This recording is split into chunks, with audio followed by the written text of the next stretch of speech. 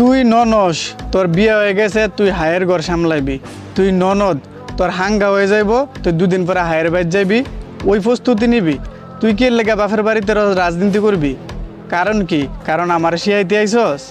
হ্যাঁ, হায়ের ভাত না খায়া বাপের বাড়ি পড়ে থাউনের দান্দা, বাইর বউরে বাইর থেকে বাইর কইরা নিজের জামাইরে ঘর জামাই আননের দান্দা। কারণ আমার শিয়াইস না, ঠিক আছে? তোর বাইর বউর যদি ভালা নাও, ঠিক আছে, তোর বাইরে তোর বউ বাইর বউর লিয়ে বাইতে বাইরে যাবো গা, ঠিক আছে?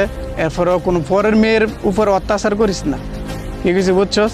আর তোর মা বাপের লেগে যদি তোর এত মায়া লাগে, তোর মা বাপের তোর হায়ের বাইত নিয়ে রাখ। তো ইশারে নিজে হইলে আরেক বেটার বাইত গিয়ে সেরা রানীর মতো থাকতে পারবা, আর আরেক বিটির জি যখন তোমার বাইতে আইব তখন তুমি রাজনীতি করবা। এটা কোন দেশের নিয়ম? আর তোমার মা বাপের কইও যে তুমি যেমন চাও তোমার নিজের যে আরেক বেটার বাইত গিয়ে সেরা রাজরানীর মতো থাকুক, তেমন ওই মেয়েটার মা বাপেও আসা যে স্বামীর ঘরে গিয়ে সেরা রাজরানীর মতো থাকুক, ঠিক আছে? তোরা মনে করস আমার বাপের বাইতে আইছে, তার ইচ্ছা মতো করমু, ইচ্ছা মতো দিমু, ইচ্ছা মতো বুকমু, ইচ্ছা মতো অত্যাচার করমু। কি লেগা? তুই যাইতে না একদিন আরেক বেটার বাইত, তুই হায়ের ঘর সামলাইতেছস না? তাহলে তুই আরেক বেটার জিয়ের উপর অত্যাচার করবি কেমনে? আরেক বেটার বউর উপর অত্যাচার করবি কেমনে?